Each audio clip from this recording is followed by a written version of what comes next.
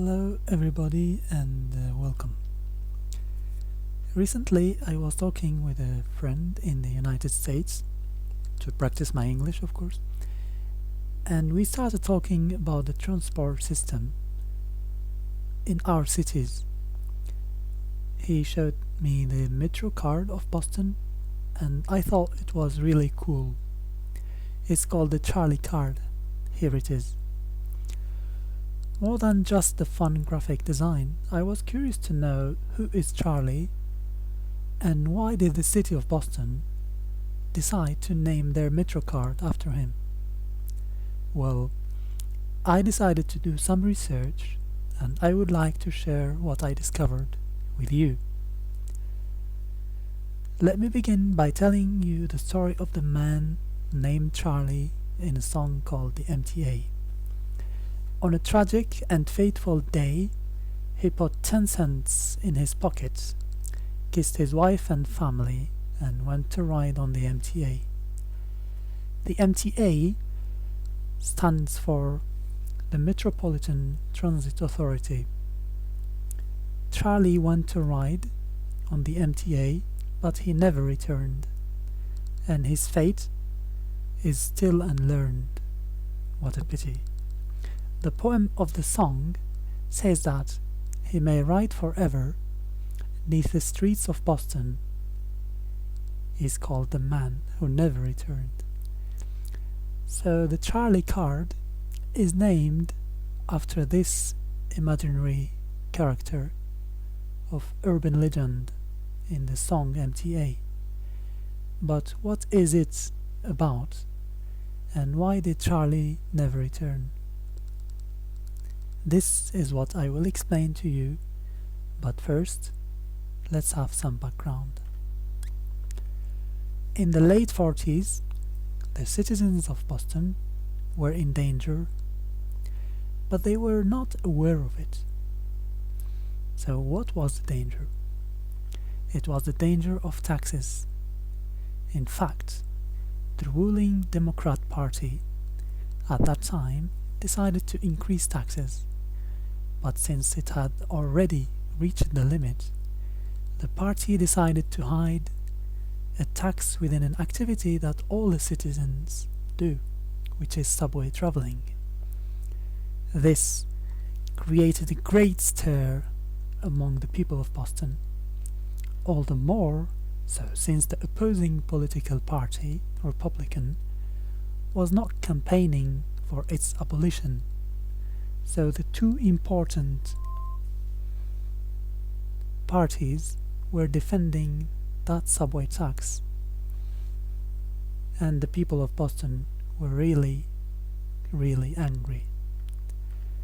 But suddenly, out of nowhere, a certain Walter O'Brien decided to create his own party and have his own program, with the sole objective of stopping the unpopular subway tax. But in order to win against the two parties that had always governed the state, Walter O'Brien, who did not have enough money to fund a big advertising campaign, commissioned a local folk music to write and sing the M.T.A. song, broadcasting by loudspeakers from a touring campaign truck.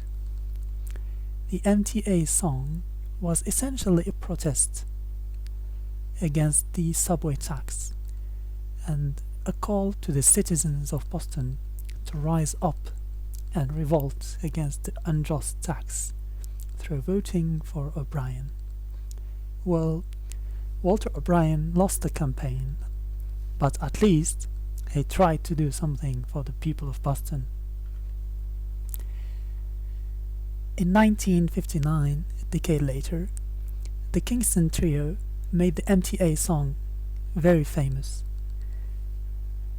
In their new revised version, they changed the name of Walter O'Brien to George O'Brien, but still, this immortalized Walter O'Brien's story and made him a famous historical personality among subway passengers and all the citizens of Boston to this day. But what about Charlie, the main character of the poem that tells this M.T.A. song story? Well, Charlie was just an ordinary Boston citizen who went to ride on the metro one day, but sadly he was not aware of the new subway tax that had recently been introduced. So when Charlie tried to exit the metro system, the agent asked him to pay the tax fare. But tough luck for Charlie, he did not have enough money to pay. Because he could not afford to pay the tax, the agent did not let him go out of the train, and Charlie was left to keep going round and round the subway system.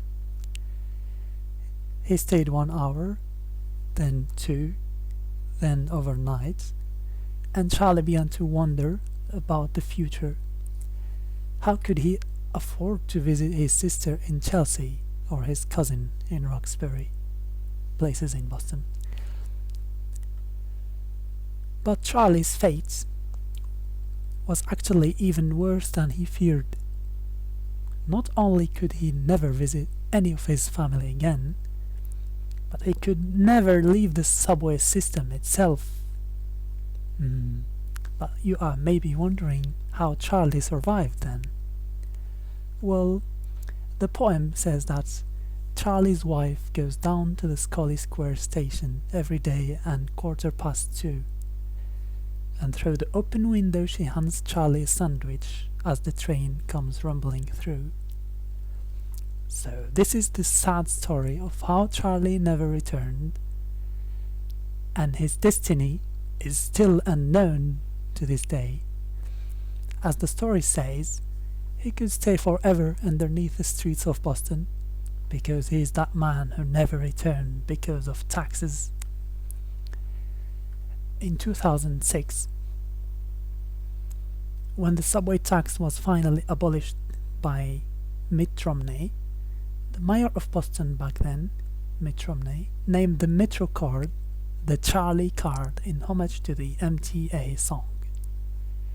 So that was the story of Charlie. Thank you for listening, but before the end, I would have some question for you. Do you think it is a scandal that Charlie stays locked up on the M.T.A. just because he could not afford to pay the subway tax? Would you vote for a hard ass like Walter O'Brien, whose only program was to protest against the subway tax? And do you think that Charlie ever learned that he is now free to exit the M.T.A. since Mitt Romney abolished the subway tax in 2006? Or do you think he is still underneath the streets of Boston going round and round the metro system? Thank you again. These are the references, and I am waiting for your answers. See you.